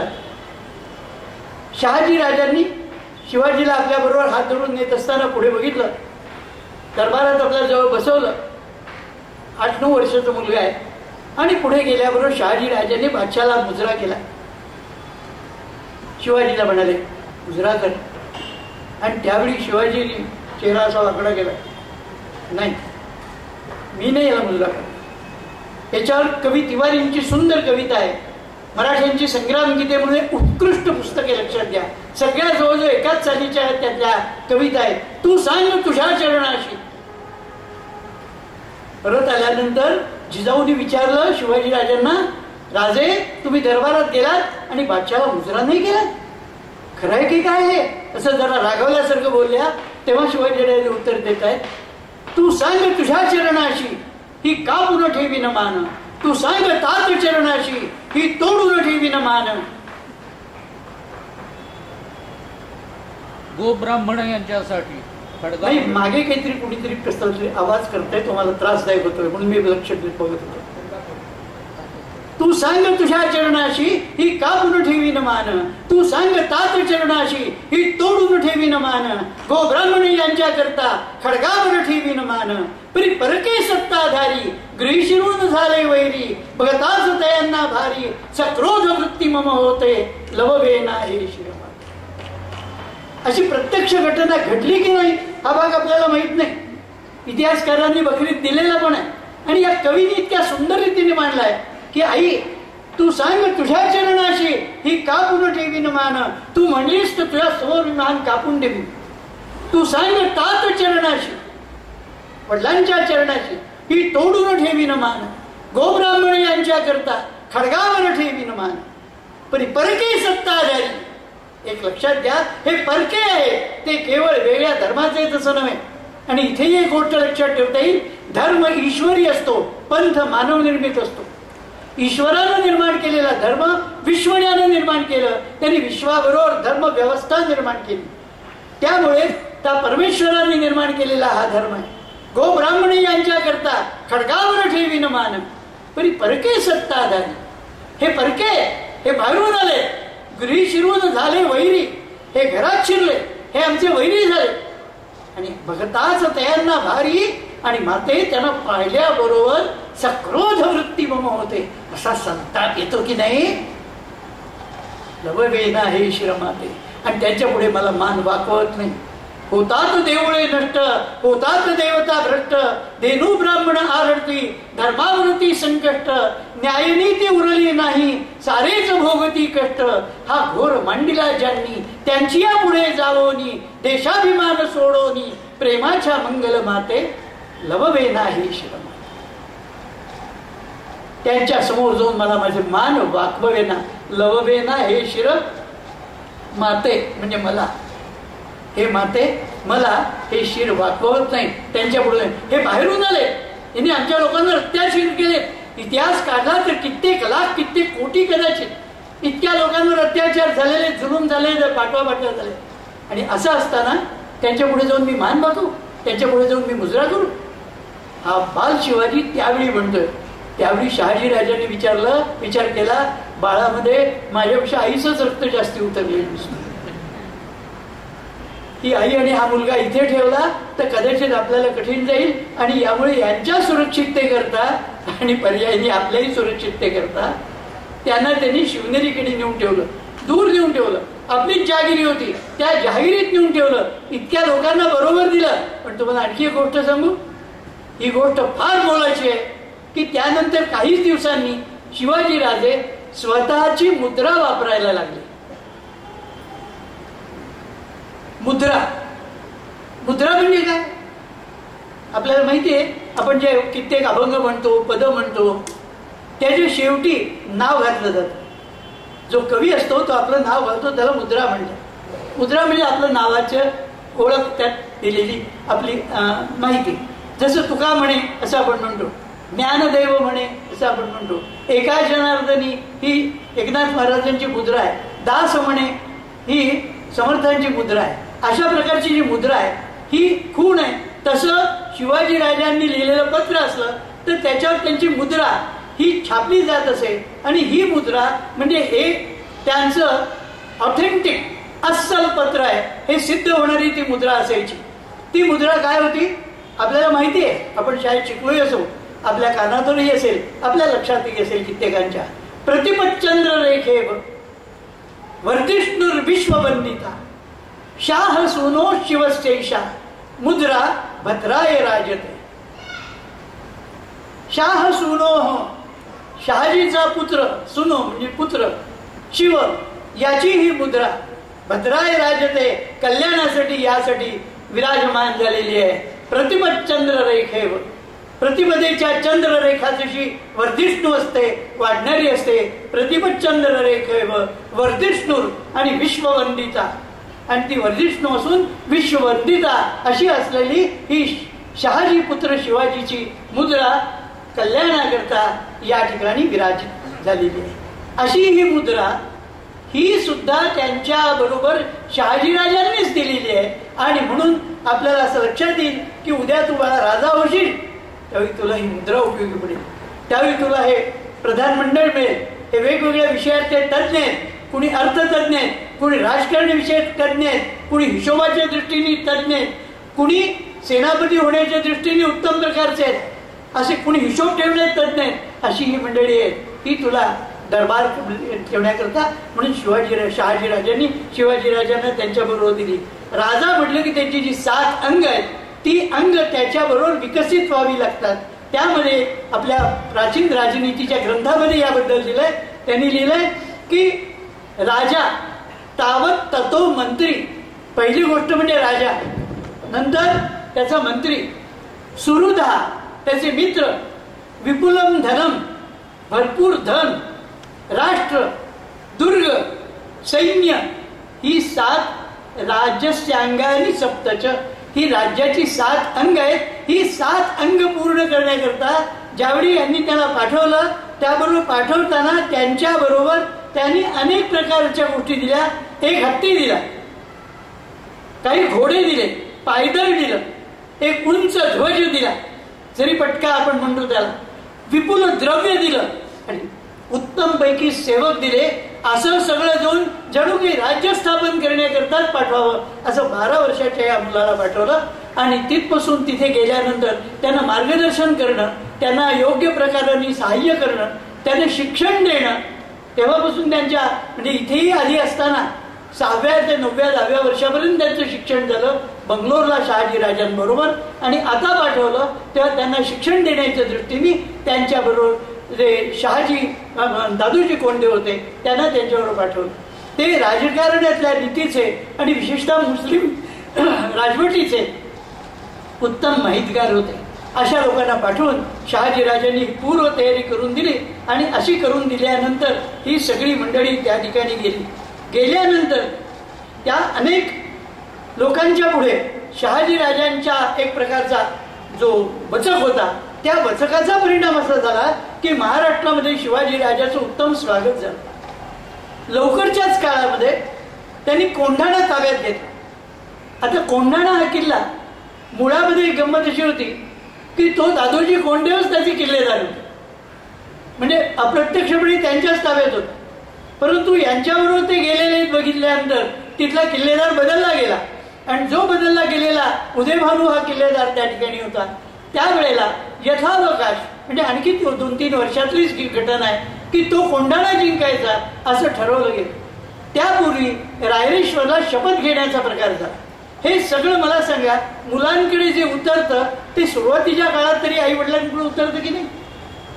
तर मुलांना हे शिक्षण असलं पाहिजे की रायरेश्वराच्या मंदिरात, बरं शहाजी राजे तिकडे गेले की रायरेश्वराला जात असत. शहाजी राजे इतक्या पद्धतीने इकडे काम करत असत. एक हैबतपूर म्हणून गाव होतं, त्या गावचं नाव शिंगणापूर जे ठेवलं गेलं ते शहाजी राजांनी ठेवलेलं आहे, लक्षात ठेवा. म्हणजे नाव बदलणं. बरं ते त्यावेळी मुसलमानी सत्तेत नोकरीला होते, त्या काळात त्याचं हैबतपूर नाव होतं. हैबतपूरचं शिंगणापूर करताना त्यांना अडचण वाटली नाही, आम्हाला वाटते, पण त्यांना वाटली नाही. योग्य गोष्ट. इतकंच नाही, ज्याला शिखर शिंगणापूर म्हणतात, या ठिकाणी ते महाराष्ट्रात आले की दर्शनाच्या निमित्ताने जायचं. त्यांनी जाताना त्या राजघाटाच्या मार्गावर एक मोठा तलाव होता. हा तलाव उत्तम प्रकारे दगडांनी बांधून काढला आणि तो काढल्याचं काम केलं. तसं मंदिराला उत्तम शिखर बांधलं. अशी काही ठिकाणच्या मंदिरांना दुरुस्त्या केल्या आणि त्यांचं काम केलं. शिवाजीचं काम सोपं केलं. बरं, गेल्यासारखं काय करतायत बुवा, हे मंदिराचं काम करतायत, देवाचं काहीतरी काम करतायत. आता देवाधर्माचं काम करायला कोणाला बंदी नव्हती, त्यामुळे ते करतायत. तेव्हा काही मोठं राजकारण करीत नाही, इकडे सगळ्यांना लक्षात होतं. आणि म्हणून त्यांना कुठल्याही प्रकारचं वैर किंवा कुठल्याही प्रकारचा वेगळेपणा असा काही त्यांना अनुभवाला आला नाही आणि कोणी त्यांच्यावर तशा प्रकाराने आक्षेपही घेतला नाही.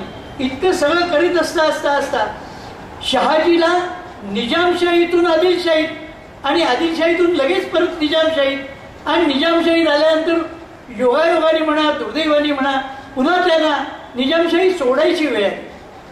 राजकारण असं विचित्र होतं की शहाजी निजामशाहीतून निघाल्याबरोबर मलिकंबर यांनी मुर्तजा बादशहाला ठार मारला. मुर्तजा खान याला मारलं. मुर्तजाला फत्ते खानाने मारलं. फत्ते खानाला शहाजहाननं पकडलं. म्हणजे पुन्हा त्यांच्यात हे सगळं चालूच होतं. बेगमनं शहाजीच्या साह्य आल्यामुळे चैन झालं. ती जी मुर्तजाची बेगम होती, लहान मुलं होती तिच्याजवळ, त्या मुलांना घेऊन आपण राज्य करावं असं तिच्या मनात आलं. आणि शहाजीने ही संधी, लक्षात घ्या, कित्येक वेळेला दुसऱ्याची आपत्ती ही आपली संधी असू शकते. शहाजीने काय केलं, त्या लहान मुलांना आपल्या मांडीवर घेऊन राज्यकारभार सुरू केला त्यांच्या नावाने. आणि तिथे आणखी एक गडबड झाली. सिंहासनावर शहाजी बसायचे, मांडीवर मुलं असायची आणि त्यामुळे तिथले जे मोठमोठे दरबारी मानकरी होते त्यांना मुजरे करावे लागायचे. मग ते समोर अजून त्या बादशाला म्हणून मुजरा करायचा, तेव्हा शहाजीराजे मुलांच्या तर्फे म्हणून मुजरा घ्यायचे. म्हणजे अप्रत्यक्ष शहाजी जणू काही राजेच झालेले, बादशाह झालेले अशा थाटाने वागायला लागले आणि ते पुष्कळ लोकांना आवडेल असं झालं, असह्य झालं. अशा वेळेला मोगल बादशाहानी त्याला आपल्याकडे येण्याची सूचना दिली, पण त्यांनी काही काळच वास्तव्य केलं, पण ते परत आले आणि मोगलांच्याकडे ते राहू शकले नाही. त्यांनी विचार केला की त्यापेक्षा आपण इथे राहणं, आपण आहोत इथेच राहणं योग्य आहे आणि हेच आपलं कर्तव्य आहे, असा विचार करून त्यांना त्या ठिकाणी राहण्याचा प्रसंग आला. निजामशाहीचं राज्य काही काळ आदिलशाहीच्या सान्निध्यात असं ते राहिले आणि याप्रमाणे त्यांची एकंदर कार्यव्यवस्था ही सुरू झाली. पुढे आपल्याला असं पाहायला मिळेल की जे आधीच्या काळातलं राज्य होतं, कृष्णदेवरायांच्या राज्यात, विजयनगरच्या राज्यात, त्या काळातलं जे त्या ठिकाणचे वाढलेलं वैभव होतं हे मधल्या काळातल्या आक्रमणांनी नष्ट केलं. पण शहाजी राजांनी बाकीच्या सरदारांना सांभाळत त्यांची पदं राखत आणि त्यांना अप्रत्यक्षपणे सहाय्य करत ते सगळं चालू ठेवलं. 2 जहागिरी चालू ठेवल्या. ही शहाजीराजांच्या चातुर्याची आणखी एक महत्वाची गोष्ट. त्या 2 जहागिऱ्या अगदी 2 ठिकाणी होत्या. एक आहे मगाशी मी आपल्याला सांगितलं जी महाराष्ट्रामध्ये आहे, पुण्याला. त्या ठिकाणी गेल्यानंतर जे पुणे एक वेळी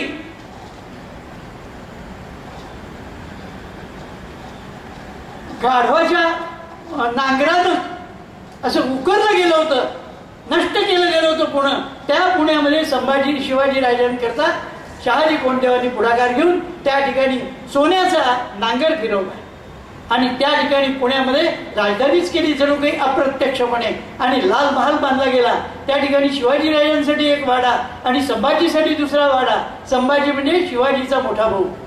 इथे एक गोष्ट लक्षात ठेवा, शहाजीना पहिला म्हणजे जिजाऊंचाच पहिला मुलगा संभाजी नावाचा होता, तो त्यांच्याच बरोबर तिकडे राहिला. मधल्या काळात जिजाऊंना 5-6 वेळा असं म्हणतात की गर्भ राहिला, पण 6 वेळेला गर्भ राहून सुद्धा त्यांचा म्हणजे प्रसूती झाली नाही, आपण ते जन्माला आलं नाही, गर्भ नाश झाला. 8व्या वेळेला दिवस राहिले. तो मगाशी भाग आपल्याला सांगत होतो.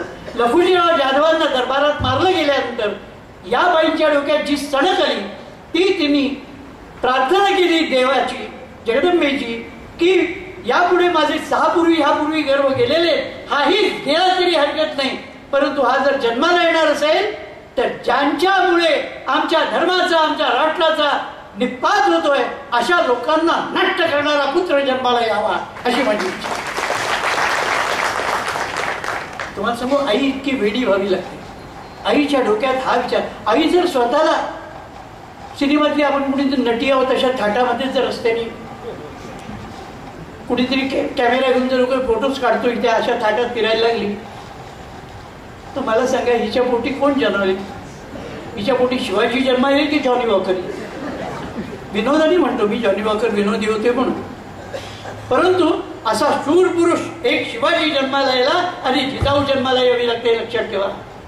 त्या आईच्या मन कुपुत्रो जाये तर क्वचिदपि कुमाता न भवती. पण सुमाता ज्या वेळे होते, जे आपल्याला असं पुत्र व्हावाची इच्छा करते, त्याप्रमाणे गर्भ असताना त्या गर्भाच्या काळामध्ये जी उत्तम प्रकारे आध्यात्मिक साधनाही करते, ईश्वराची उपासनाही करते, धर्माचा आणि इतिहासाचा अभ्यासही करते, अशा प्रकारच्या मातांच्या पोटी उत्तम प्रकारे पुत्र जन्माला येतात. एक प्रसंग आपल्याला सांगतो, मला आता सहज आठवला म्हणून.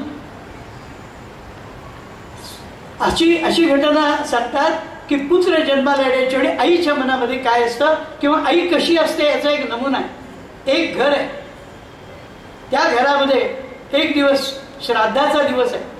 सगळीकडे सोहळ्यावळ्याचं सगळं त्या काळातली अवस्था आहे. ब्राह्मण मंडळी श्राद्धाधिक विधी करतायत. ते झाल्यानंतर जेवण व्हायचे. त्या घरातली माता स्वयंपाक करते सोहळ्याने. त्या दिवशी त्या बाईची तब्येत बिघडलेली आहे, तिला कॉलरा झालेला आहे. कॉलरा हा कसा रोग आहे आपल्याला माहिती आहे. तिला मधून शौचाला जावं लागतंय आणि जर शौचाला जावं लागलं तर त्या बाहेर विहिरीवरून एक बादलीभर पाणी काढून ती धो डोक्यावर ओतून घ्यायची. तसंच आग पुसून कसं बसं तरी उभं राहून ती बाहेर वाढायला यायची. एकटीच बाई करणारी, त्यामुळे तिची किती पंचायत झाली असेल विचार करा. आणि अवस्था प्रकृतीची इतकी वाईट होती, खूप ताप भरलेला होता. आणि शेवटी ज्या वेळेला तिने ते अशा प्रकाराने जेवण वाढलं, अखेरचं ताक वाढलं आणि मग स्वयंपाकघरात जाऊन तिने घोंगडी टाकली, त्याच्यावरती पडली. आणि पडल्यानंतर लोक हात धुवून येत आहेत, तोंड धुवून येत आहेत, तोवर पाहतात तर ती मृत झालेली होती. ही कोणाची आई आहे माहिती आहे तुम्हाला? ही स्वातंत्र्यवीर सावरकरांच्या आईची गोष्ट आहे. ही स्वातंत्र्यवीर सावरकरांच्या आईची गोष्ट आहे. त्यावेळेला सावरकर 8-9 वर्षाचे होते आणि त्यावेळेला घटना ही घडली आहे. आपली आई कशा प्रकाराने शेवटपर्यंत कर्तव्य दक्षतेने कसं काम करत होती हे बघत होती. असं बघणाऱ्या माणसांच्या ठिकाणी अशा प्रकारचे पुत्र उत्पन्न होत असतात. फार मोठा युजेनिक्स हेरिडिटी हे विषय फार महत्वाचे आहे. आणि म्हणून Nelson discusses the downfall of Greek and Rome and other decayed nations from biological point of view. काय कारण असतं की वेगवेगळे देश नष्ट का होतात, याला ते कोणत्या प्रकारे अर्थ लावतात. स्वतंत्रपणे आम्ही ज्यावेळी हिंदू धर्म समजून घ्या ही आमची व्याख्यानमाला करतो, त्यावेळी या संबंधीचे विषय आम्ही अधिक विस्तारपूर्वक लोकांना सांगत असतो. तेव्हा आईच्या पासून पुराला ही प्रेरणा मिळते. अखेरच्या काळात आपल्याला सांगतो, जवळजवळ शेवटची 7-8 वर्ष म्हणजे 1664च्या आधीची एक 6 वर्ष धरू तर 1658 नंतर शहाजी राजांची जिजाऊ शिवाजी या मंडळींची अखेरच्या काळात भेट सुद्धा झालेली नाही. 1648 मध्ये एक प्रसंग असा आला होता की ज्यावेळी शहाजी राजांना अटक झाली, म्हणजे ते बादशहाच्या नोकरीत आहेत तरी सुद्धा त्यांना अटक करण्यात आली, बादशहाकडून अटक करण्यात आली. आणि ही अटक ज्यावेळी झाली त्यावेळेला त्यांना कारण काय असेल तर त्यांच्यावर संशय, त्यांच्याबद्दल वेडवाकडं काहीतरी सांगितलं गेलं. पण हे सांगितल्यानंतर लखुजीराव जाधवांना जसं मारलं गेलं तसं झालं नाही, पण शहाजी राजांना अटक झाली. ती अटक झाल्याबरोबर शहाजी राजांनी अप्रत्यक्षपणे बोलणी चालवली शांतपणाने. इकडे शिवाजी राजांना ज्यावेळी हे कळलं त्यावेळी शिवाजी राजांनी असं वातावरण निर्माण केलं की आपण जणू काही आता मोगलांना जाऊन मिळतो आणि मोगल आणि यांची जर सत्ता एकत्र आली तर हे आपण तिकडे कठीण आहे असं वाटायला लागल्याच्या भीतीनं 10 महिन्याच्या बंदिवासानंतर शहाजींची सुटका झाली. ही सुटका सुद्धा प्रत्यक्ष स्वतः हालचाली काही न करता आपली कर्तव्य कायम ठेवून, आपलं अधिकारपद कायम ठेवून, आपली सेवा वृत्ती कायम ठेवून शहाजी राजांनी चातुर्याने काम केलं. ते करण्याकरता शिवाजी राजांना फक्त कोंढाणा किल्ला सोडावा लागला. एका बखरकरांनी लिहिलंय की आमचे तात आणि आमचे वडील इतके बुद्धिमान असताना कोंढाणा किल्ला सोडावा लागला त्यांच्यासाठी, याचं मला वाईट वाटतं. तो न सोडता सुद्धा त्यांना आम्ही सोडू शकलो असतो, पण त्यांची आज्ञा झाली, मी तो सोडून दिला. अर्थात म्हणण्याचा मुद्दा असा की चातुर्याने त्यातूनही सुटका करून घेतली आणि शिवाजी राजा याच्यासाठी एक स्थान निर्माण करून ठेवलं, राजवटी निर्माण करून ठेवले, प्रदेश निर्माण करून ठेवले, आपलेसे पण लोक निर्माण करून ठेवले, एक अधिकारी लोक जवळ करून ठेवले, बुद्धिमान माणसं जवळ करून दिली, हत्ती घोड्यांपासूनची पायदळांपासूनची सेना जवळ निर्माण करून दिली. अशी तयारी करून दिली की फक्त शहाजी राजांच्या 1664 मध्ये झालेल्या मृत्यूनंतर 10 वर्षांनी शिवाजी राजांचं स्वराज्य निर्माण झालं, राज्याभिषेक झाला. त्याही पूर्वी स्वराज्यच होतं, पण राजे म्हणून त्यांनी सर्वतंत्र स्वतंत्र आपण स्वतंत्र सम्राट आहोत असं जाहीर केलं नव्हतं. ते 1674ला शिवाजी राजांनी केलं. हे करण्याच्या मागे जर कोणाचं चातुर्य असेल, कोणाची बुद्धिमत्ता असेल, कोणाची हुशारी असेल, काळ ओळखून वागण्याची कोणाची प्रवृत्ती असेल, यामागे प्रत्येक क्रियाशीलता असेल आणि अत्यंत योजकता असेल तर ती कुणाची असेल तर ती शहाजी राजांची होती. आणि म्हणून मला आपल्याला म्हणायचंय की शहाजी राजांचं हे जे चातुर्य होतं, ही जी चातुर्य नीती होती, त्याने कुणी वैरी केलेच नाही, त्यांना कोणाशी वैरी म्हणून लढावं लागलंच नाही. पण अशा स्थितीमध्ये त्यांचं जे एकंदर जीवन गेलं, त्या सगळ्या जीवनामध्ये त्यातून हे स्वराज्य निर्माण झालं. आणि हे जे स्वराज्य निर्माण झालं हे म्हणजे हे स्वराज्य 47 ते स्वराज्य तेव्हाच आहे. आणि ते स्वराज्य शिवाजी राजांनी स्थापन केलं, हिंदवी स्वराज्य या भूमिकेतून स्थापन केलं, हिंदू राष्ट्र भूमिकेतून निर्माण केलं. आणि अशा प्रकारचा विचार शिवाजी राजांच्या मनात, कृतीत, जीवनात आणि यशस्वीतेमध्ये प्राप्त झाला. याचं सगळं जर कोणाला श्रेय असेल ते शहाजी राजांच्या चातुर्य आलाय त्या ठिकाणी एखादा बिंडो दारुड्या घरी येऊन बायकोला मारतोय काय, पोरांना मारतोय काय, असा मूर्ख माणूस जर असता ना तर त्यातून शिवाजी उत्पन्न होऊ शकला नसता, हे आपण लक्षात ठेवा. त्यामुळे शिवाजी राजांच्या कृतीत ही चातुर्य नीती मंडळी. मी आपल्याला सांगतो मंडळी, आपण असे भाग्यवान आहात, खरोखर भाग्यवान. असा कार्यक्रम मला माझ्या लहानपणी ऐकायला मिळाला असता तर मी स्वतःला खूप धन्य समजलो असतो. आज शहाजीराजे आपण ऐकतात, माझे चिरंजीव डॉक्टर सच्चिदानंद शेवडे, जर उभे राहा तिकडे होते त्यात या ठिकाणी आलेले, यांचं उद्या व्याख्यान आहे आणि त्या व्याख्यानाचा विषय शिवाजीराजांची युद्धनीती आणि शिवरायांची युद्धनीती या नावाचं त्यांचं पुस्तक सुद्धा. आणि परवाचं जे व्याख्यान आहे ते यांचे चिरंजीव जे MD डॉक्टर आहेत, आयुर्वेद संहिता हा खास विषय घेऊन झालेले आणि डोंबिवलीला आज तो स्वतःची प्रॅक्टिस करतोय असा माझा नातू डॉक्टर परीक्षित, अत्यंत उत्तम वक्तृत्व आणि आपला विषय उत्तम रीतीने मांडणारा आपल्याला आमची तिसरी पिढी परवा पाहायला मिळेल. तेव्हा हा योग आहे की शहाजी, शिवाजी आणि संभाजी यावर सुग, सच्चिदानंद आणि परीक्षित असे आपल्यासमोर बोलत आहेत. आणि आपल्याला माझी विनंती आहे की यापेक्षा त्या विषयावर अतिशय भरपूर अभ्यास करून ग्रंथलेखन ज्यांनी केलंय ते उद्या बोलतायत आणि परवाचं परीक्षिताचं भाषण आपण ऐकाल. आपल्याला सगळ्यांना धन्यवाद. माझं भाषण संपलेलं आहे, या ठिकाणी मी थांबतो.